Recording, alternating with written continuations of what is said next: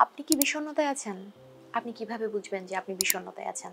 বিষণ্ণতা বর্তমান সময়ে সবচেয়ে বড় একটা ভয়াবহ রোগ যা আমাদের চারপাশ, আমাদের নিজেদের জীবনের অনিশ্চয়তা এবং শারীরিক অবস্থা প্রতিনিয়ত আমাদের গোলের সঙ্গে ফাইট করে টিকে থাকা, সারভাইভ করা সবকিছু মিলে প্রত্যেকের মাঝখানেই হতাশা বিষয়টা কম বেশি আছে এবং এটার লক্ষণগুলো বিভিন্নভাবেই প্রকাশ পায়। তবে আপনি যদি ২ সপ্তাহের বেশি হতাশ হয়ে থাকেন, তার জন্য যদি আপনার মনে হয় যে আপনার কোনো সবকিছুতে আপনি ইন্টারেস্ট হারিয়ে ফেলছেন এবং আপনার খাবারের অনিয়ম দেখা দিচ্ছে, আপনার ঘুমে অনিয়ম দেখা দিচ্ছে, আপনি উদাস হয়ে থাকছেন, আপনি কাজে কনসেনট্রেট করতে পারছেন না।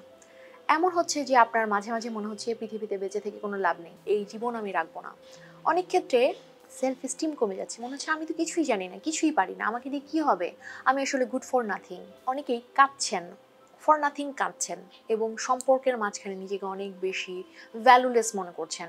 বিভিন্নভাবেই এই যে কষ্টে থাকার কারণে একটা দুর্বলতা গ্রাস করে ফেলছে, কনফিডেন্সকে গ্রাস করে ফেলছে।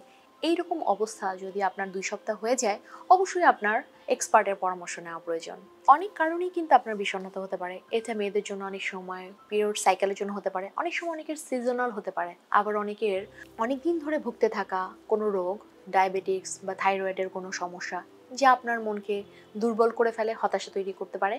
আবার অনেক ক্ষেত্রে এমন হতে পারে যে কোনো কিছুতে আপনি করতে চাচ্ছেন, যেই ব্যাপারটা আপনি করে উঠতে পারছেন না, এইটার টাইমটা অনেক বেশি, সেটার সাথে ফাইট করে, করে আপনিও অনেক বেশি বার্ন আউট হয়ে গেছেন। ব্যাপারগুলো বুঝে আসলে আপনি কোন লেভেলে আছেন সেইটা আমাদের নিচের লিঙ্কে আপনি চেক আউট করতে পারেন এবং আপনার সিভিয়ারিটি দেখে আপনি আমাদের সঙ্গেও সেশন বুক করতে পারেন।